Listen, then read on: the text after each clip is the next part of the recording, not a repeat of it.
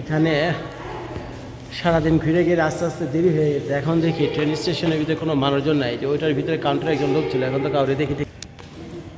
এখন সন্ধ্যা প্রায় কটা, 6:30 বাজে। লাস্ট ট্রেন ছেড়ে যাবে হলো 7টা বাজে। তো আমরা তো ইন টাইমে আছি নাকি অর্ণিমা? লাস্ট ট্রেন ছেড়ে যাবে এখান থেকে পাহাড়ের নিচে 7টা বাজে, আমরা আসছি হলো 6:30 বাজে। তো যাই, শেষবারের মতো আপনাদেরকে দেখাই নেই। এই সেই মুরেন রেল স্টেশন, এই সেই মুরেন রেল স্টেশন।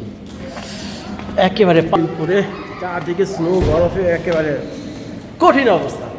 মানুষজন ওখানে স্কিং করতেছে, স্নোর উপরে গড়াগড়ি করতেছে, মানে যা খুশি তাই করতেছে। তো ট্রেন রেল স্টেশন, ওই যে ট্রেন এসে অলরেডি এখানে একটা থামছে, কিছুক্ষণ পর মানে এটি চলে যাবে। তো এটাতে করে আমরা নিচে নামবো। এখন এখানে ঘুরতে ঘুরতে একটা ম্যাপের সামনে আসছি। এখন পাহাড়ের ভিতর যে কোন জায়গায় কোথায় যাচ্ছেন সেটা তো আপনি বুঝতে পারবেন না যতক্ষণ না ম্যাপ দেখবেন।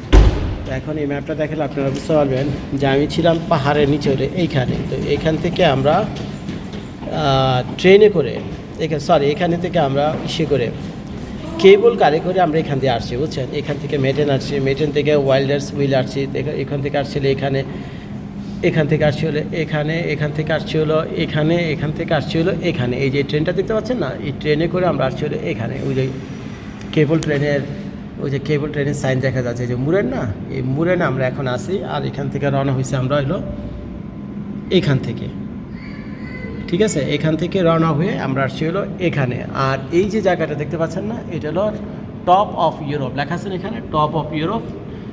কত হাজার ফিট? 3500 ফিট। এটা হলো সমুদ্রপৃষ্ঠ থেকে, সি লেভেল থেকে 3500 মিটার উপরে। সরি, ফিট না, এটা হলো মিটারে, ফিটে অনেক অনেক বেশি হবে। তো এগুলো জংফ্রো। তো এই জংফ্রো এখানেও যাওয়া যায়, মানুষ এখানেও যায়, কিন্তু এটা একটা ডিফারেন্ট রুট রয়েছে। এখানে যাওয়ার জন্য সবচেয়ে বড় রুট হলো এই যে লেখা আছে না গ্রিন্ডেলওয়াল্ড থেকে হলো ওখানে যায়। তো এখান থেকে ট্রাম, বা এই যে এখানে ট্রাম আছে, ট্রামে করে সোজা চলে আসবেন হলো যে এখানে, এটা আসবেন হলো ট্রামে, একদম স্ট্রেট। এটা হলো ট্রামের লাইন। তারপরে এখান থেকে ঘুরে এটা চলে গেছে কোথায়, একদম এই ট্রেনটা আপনাকে নিয়ে যাবে, এই সেই মাউন্টেন ট্রেন আপনাকে নিয়ে যাবে জংফ্রো। আর ওখানে যখন যাবেন, আর এটি হলো টপ অফ ইউরোপ, যা প্রায় 3500 মিটার। মিটারকে যদি ফুটে করেন তাহলে কমসে কম 10-15 হাজার ফিট তো হবেই। তো সেটা তারা আমি ক্যালকুলেটর দিয়ে করা সম্ভব না, এটা আপনারা বুঝে নিন, এই আর কি অবস্থা। তো যাই হোক, যেখানে দাঁড়িয়ে এই ভিডিওটা করছি, এটা হলো একটি রেল স্টেশন, এটা হলো মুরেন রেল স্টেশন।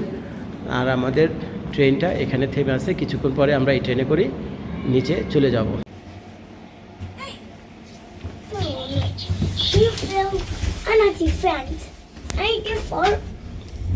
ওয়ানে দিয়ে দাও।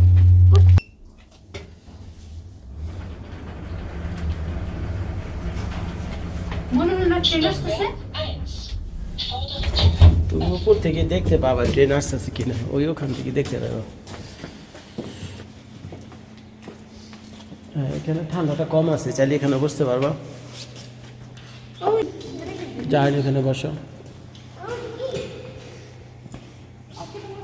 এখানে ছিলাম, এখন বাড়িতে রওনা হয়ে যাচ্ছি। তো এখানে যাওয়ার সময় একটা জিনিস আমি লক্ষ্য করলাম, এখানকার টয়লেটে ঢুকেছিলাম, সুইজারল্যান্ডের টয়লেটে। তো ঢুকে যে পরিবেশ আমি দেখলাম, ভালো মন্দ সব আপনাদের সাথে শেয়ার করবো এই 2-3 মিনিটে। তো ক্যামেরাটা আমি ঘুরে দিই। এটা হলো একটা রেল স্টেশন, এবং এটা সাধারণ কোনো রেল স্টেশন, এটা মাউন্টেন রেল স্টেশন। এটা মাউন্টেনের ভিতরে শুধু চলাফেরা করে, ওভাবে এটাকে ডিজাইন করা। তো রেল স্টেশনের ওই যে ট্র্যাক আপনারা দেখতে পাচ্ছেন, 10-15 মিনিট পর এখান থেকে ট্রেন আসবে। আর এই সিঁড়িতে যদি আপনি উঠে আসেন, সিঁড়িতে উঠে আসলে এখানে টয়লেট দেখতে পাবেন। ওই যে WC লেখা আছে না, ইউরোপে WC মানে কি টয়লেট। তো এই এক পাশে রয়েছে মেয়ে, আরেক পাশে রয়েছে হলো ছেলে, এই যে ডান দিকে। তো এখন চলেন আমি আপনাদেরকে ভিতরে নিয়ে যাই, দেখাই টয়লেটের পরিবেশ। যে গেট খুলে আমি এখান থেকে গেলাম, এখানে অটোমেটিক সেন্সর লাইট ছিল।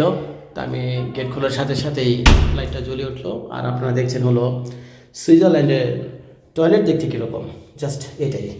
এটা হলো হিটিং সিস্টেম। আপনারা জানেন সুইজারল্যান্ডে প্রচণ্ড ঠান্ডা থাকে। আর আমি যেখানে দাঁড়িয়ে ভিডিও করছি পাহাড়ি এলাকার ভিতরে, এখানে সারা বছর স্নো পড়ে, ঠান্ডা। তো যাই হোক, এটা হলো যদি বাচ্চাদের চেঞ্জ করেন, ডায়াপার চেঞ্জ করেন বা কাপড় চোপড় চেঞ্জ করেন, এটা এইভাবে খুলে যায়। আপনি বাচ্চার যা করার করবেন, কাপড় চোপড় চেঞ্জ করবেন, ডায়াপার চেঞ্জ করবেন, করে আবার এটাকে লাগিয়ে রাখবেন। আর এলো টয়লেটের ভিতরে পরিবেশ অসম্ভব সুন্দর, বসে ভাত খেতে পারবেন, এতে কোনো সন্দেহ নেই, কোনো দুর্গন্ধ নাই। আর টয়লেটগুলো দেখতে এরকম, এখানে দাঁড়িয়ে সবাই প্রস্রাব করে নাকি, ইত্যাদি সবাই প্রস্রাব করে। আর এটা হলো কমোড, এখানে টয়লেট পেপার রাখা রয়েছে। আর এটা সুইচ দিলে এটা হলো ফ্লাশ হবে, বুঝছেন?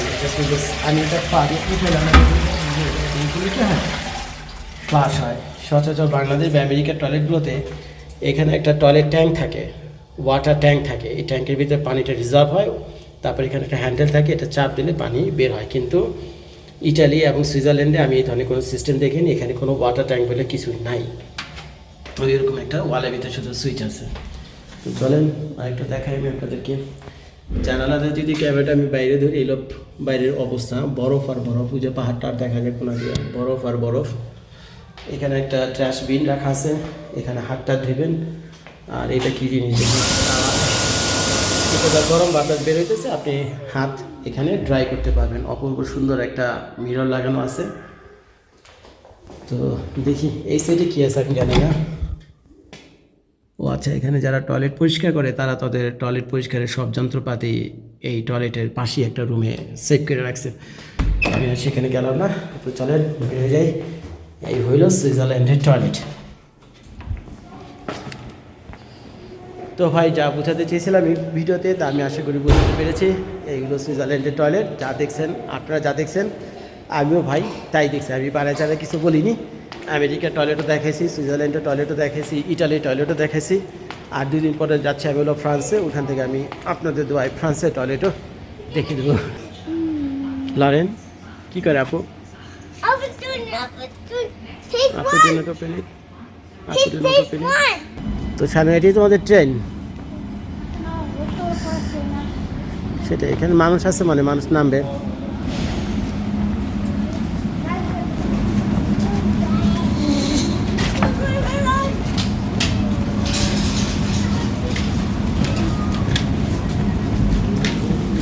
বাইরে যে ঘুরতে চাও সুন্দরী, ওরে সুন্দরী রে, আমার ব্যাংক ব্যালেন্স খালি করে ফেলে রে সুন্দরী, রূপের জাদু দেখায়।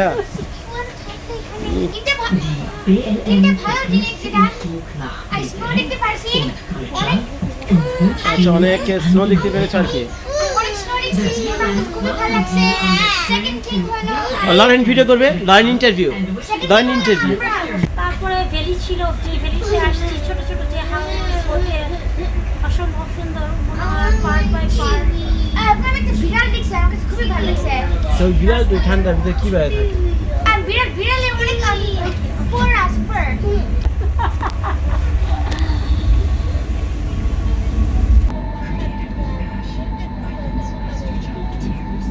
ওই যে দূরে যে আলোটা দেখতে পাচ্ছেন না, পাহাড়ের উপর থেকে নিচে দিকে নেমে আসছে, এটা হলো লোটার ব্রুনেনের সেই ঝর্ণা। পানির এত প্রবাহ এই মুহূর্তে নাই, কিন্তু তারপরেও হয়তো বর্ষাকালে পানি অনেক বেশি থাকে। তো এটাকে তারা ওই লাইটিং টাইটিং দিয়ে খুব লাইটেড করে রাখছে। এখন তো প্রায় রাত হয়ে গেছে, সন্ধ্যার একটু পর পর এখন আমার ভিডিওটা করা। পথঘাট একেবারে মোটামুটি পুরাই খালি হয়ে গেছে পথঘাট। সকালে যখন এখান থেকে গেছি অনেক মানুষজন ছিল শানু, তাই না? এখন তো পুরাই খালি হয়ে গেছে। যে আমার মেয়ে আর আমার ওয়াইফ আসতেছে। ছোটো বাচ্চাটা টায়ার্ড হয়ে গেছে, দেখছে নাকি? বেচারা হাঁটতে হাঁটতে টায়ার্ড হয়ে গেছে। চলো আসো, আর একটু কষ্ট করে যাই নাকি? অরিন, এ তুই ভুতুরে নগরী, কী অবস্থা দেখেন। সন্ধ্যা হয়েছে, বেশিক্ষণ হয়নি, বড় জোর আধা ঘন্টা হবে। পুরা রাস্তাঘাট একেবারে জনশূন্য হয়ে গেছে। সুইজারল্যান্ডের মানুষজন মানে সন্ধ্যার পর খুব একটা বের হয় না। আর আমাদের বাংলাদেশে সন্ধ্যার পরে হয় আসল কাহিনী, একেবারে রাস্তাঘাট জমজমাট হয়ে যায় নাকি? সকালে রাস্তাঘাট একেবারে জমজমাট হয়ে যায় সন্ধ্যার পর পর। এখানে দেখেন এত বড় একটা টুরিস্ট এলাকা, দূর দূরান্ত থেকে কত মানুষ এখানে আসছে, অথচ দেখেন অবস্থা থেকে। আমরা 3 জনই রাস্তাতে হেঁটে যেতেছি, এই যে লটার ব্রুনেন সেই বিখ্যাত টাউন, কিন্তু কোনো মানুষজন নাই। দেখেন কী অবস্থা, আমরা 3 জন শুধু রোডে আছি।